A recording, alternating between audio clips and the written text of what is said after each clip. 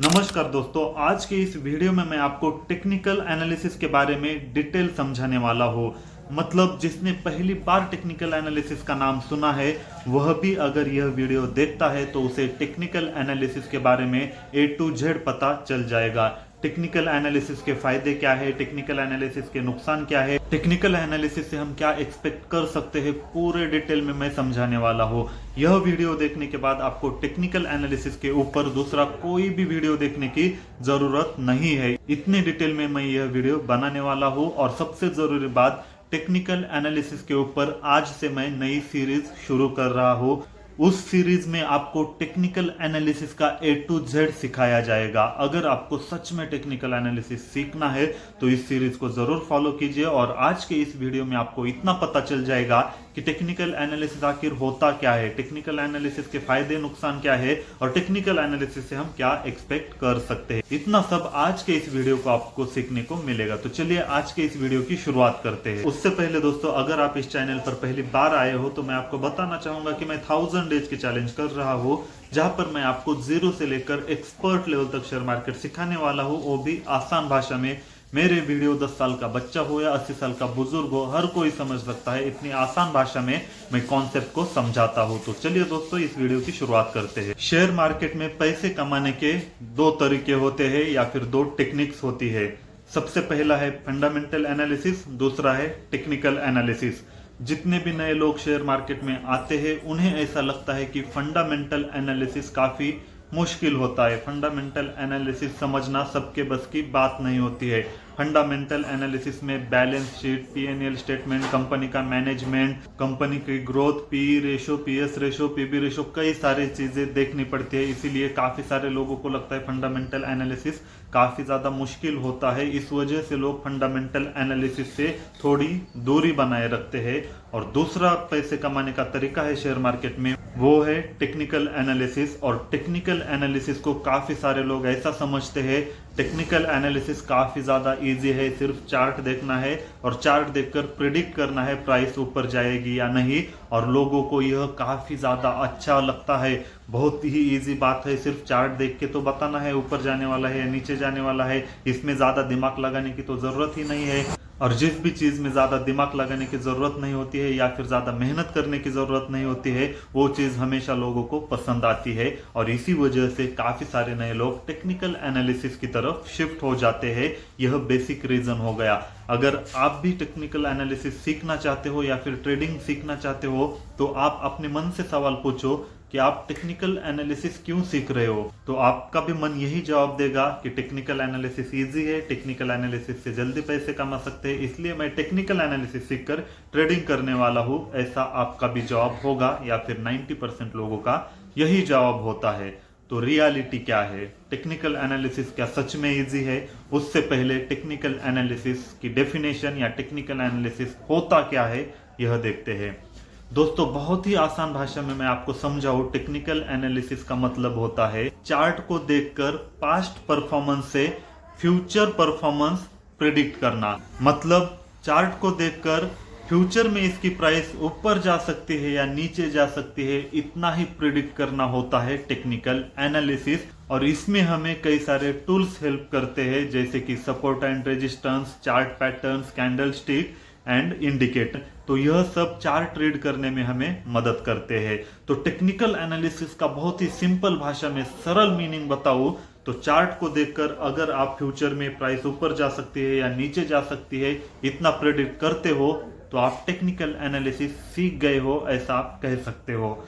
लेकिन इतना आसान मैंने बताया, क्या सच में ये इतना आसान है?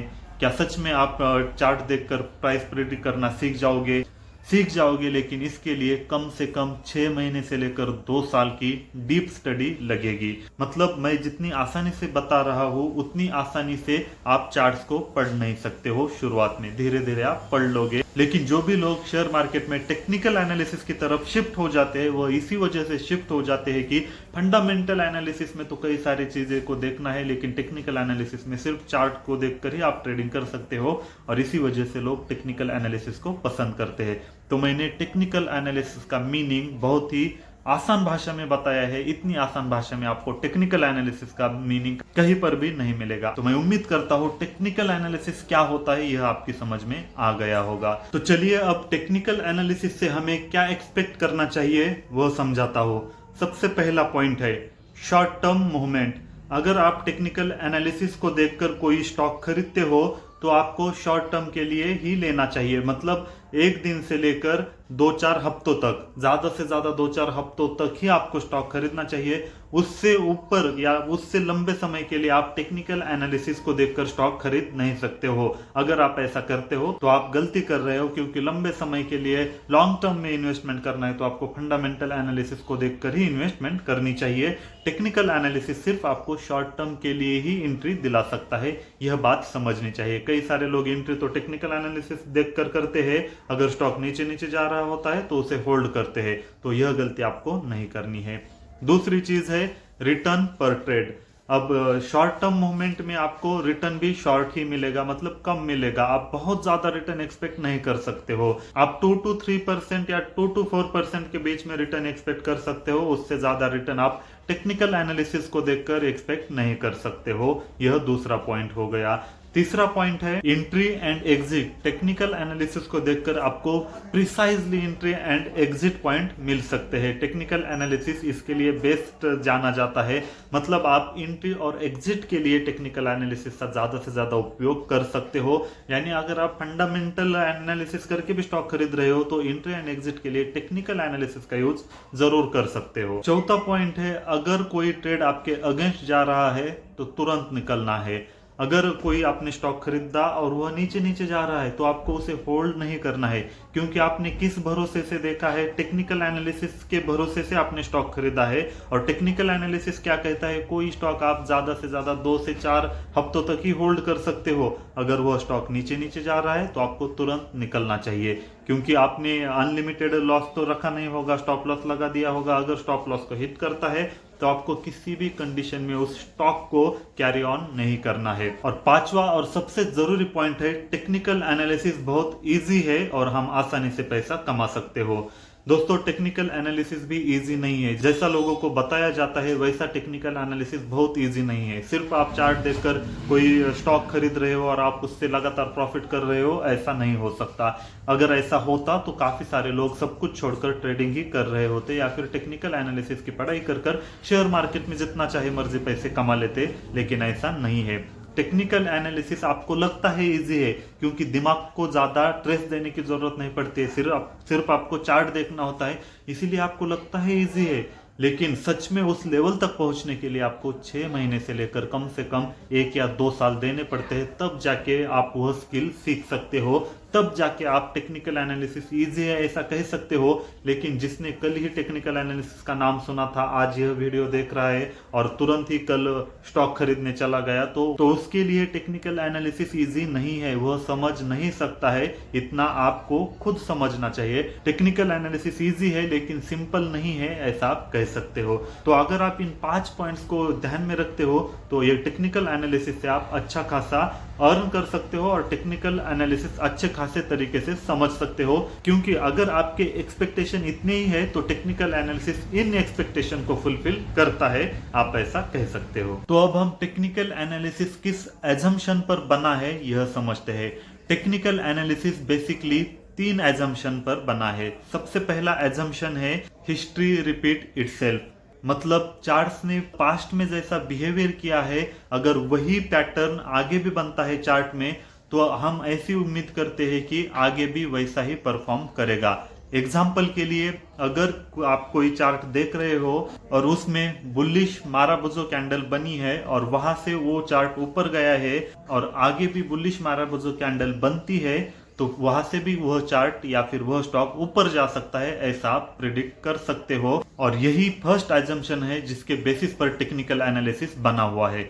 जैसा मैंने टेक्निकल एनालिसिस की डेफिनेशन क्या बताई थी, चार्ट को देखकर प्राइस प्रिडिक्ट करना, ठीक उसी तरह अगर किसी चार्ट में बुलिश माराबुजो कैंडल बनी थी और वहां से चार्ट या स्टॉक ऊपर गया था, तो जब आज भी बुलिश माराबुजो कैंडल बनी है तो कल स्टॉक ऊपर जाएगा, ऐसा अनुमान लगाते हैं। तो यह फर्स्ट एजम्पशन हो गया। दूसरा एजम्पशन है मार्केट डिस्काउंट एवरीथिंग। इसका मतलब होता है किसी स्टॉक को लेकर जो भी पब्लिक में इंफॉर्मेशन अवेलेबल है या फिर जो भी इंफॉर्मेशन इनसाइडर है उसका असर प्राइस पर होता ही है। आपको इंफॉर्मेशन जानने की जरूरत नहीं है, बल्कि जो भी उस कंपनी में चल रहा है वो सब कुछ आपको प्राइस में मिल जाता है। मतलब अगर किसी कंपनी में कोई गलत चीज चल रही है तो उसका असर प्राइस पर पड़ जाएगा, जिसकी वजह से प्राइस नीचे नीचे जाएगी। अगर किसी कंपनी में कोई अच्छी खबर आ रही है या फिर बहुत बड़ी न्यूज आ गई है तो उसकी प्राइस बढ़ जाएगी, तो वह भी उसका भी असर आपको चार्ट में दिख जाएगा। तो इसका मतलब मार्केट डिस्काउंट एवरीथिंग का मतलब होता है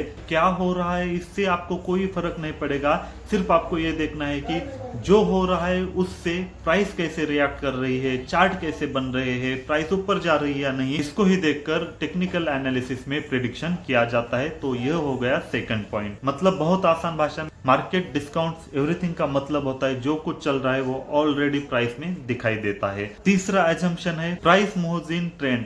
प्राइस हमेशा एक ट्रेंड में ही चलती रहती है। अगर अप ट्रेंड चल रहा है तो अप ट्रेंड में प्राइस ऊपर ऊपर ही जाएगी, डाउन ट्रेंड चल रहा है तो प्राइस नीचे नीचे ही जाएगी। तो इससे आप क्या सीखते हो, जब भी अप ट्रेंड चल रहा है तो आपको अप ट्रेंड में बाय ही करना है, और जब भी डाउन ट्रेंड चल रहा है तो डाउन ट्रेंड में आपको सेल ही करना है। तो अब कुछ टेक्निकल एनालिसिस के डिसएडवांटेजेस भी है। सबसे पहला डिसएडवांटेजेस है हर वक्त कोई भी पैटर्न सही नहीं होता है। मतलब अगर आपने बुलिश माराबूजो कैंडल देखकर पिछली बार स्टॉक लिया था और वो ऊपर गया था, तो अगली बार 100% आप ऐसा नहीं कह सकते हो कि ऊपर ही जाएगा।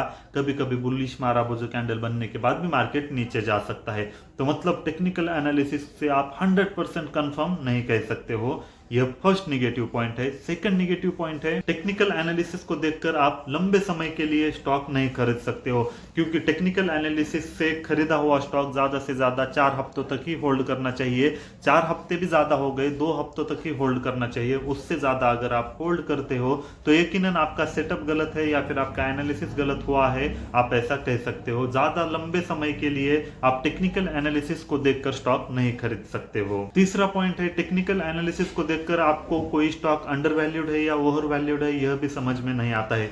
सिर्फ आप प्राइस को देखकर या फिर चार्ट को देखकर रिएक्ट करते रहते हो, तो इसकी वजह से किसी भी कंपनी का वैल्यूएशन आपकी समझ में नहीं आएगा। तो ऐसे कुछ टेक्निकल एनालिसिस के नेगेटिव पॉइंट या डिसएडवांटेजेस है, आप ऐसा कह सकते हो। तो चलिए अब टेक्निकल एनालिसिस का सबसे बड़ा पॉजिटिव पॉइंट या फिर टेक्निकल एनालिसिस का एक यूनिक पॉइंट बता देता हूं। वो ये है टेक्निकल एनालिसिस आपको पूरी जिंदगी में सिर्फ एक बार ही सीखना पड़ता है, और टेक्निकल एनालिसिस हर एक इंस्ट्रूमेंट हर एक कमोडिटी में चलता है, सेम ही रहता है, अलग अलग नहीं होता है। अगर फंडामेंटल एनालिसिस की बात की जाए तो फंडामेंटल एनालिसिस हर एक कंपनी का भी अलग तरीके से आपको करना पड़ेगा, हर एक कमोडिटीज का भी अलग से करना पड़ेगा।